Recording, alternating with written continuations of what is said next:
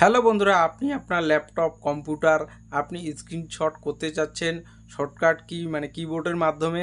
তো আমি এই ভিডিওর মাধ্যমে আপনাদেরকে দেখিয়ে দিব আপনারা শর্টকাট কির মাধ্যমে কিভাবে আপনারা আপনার ল্যাপটপ বা কম্পিউটার স্ক্রিনশট নিতে পারেন। তো চলুন আমি দেখিয়ে দিচ্ছি। তার আগে আপনাদের কাছে ছোট্ট একটা রিকোয়েস্ট করছি, আপনারা যদি এই চ্যানেলে নতুন হয়ে থাকেন তাহলে অবশ্যই চ্যানেলটাকে সাবস্ক্রাইব করে রাখবেন ঠিক এরকম নতুন নতুন ভিডিও পেতে।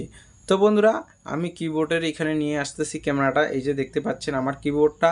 তো আপনি আপনার ল্যাপটপ বা কম্পিউটার স্ক্রিনশট করার জন্য এই যে দেখতে পাচ্ছেন এখানে শিফট বাটন প্লাস এইদিকে উইন্ডোজ বাটন আছে, এখানে ক্লিক করবেন।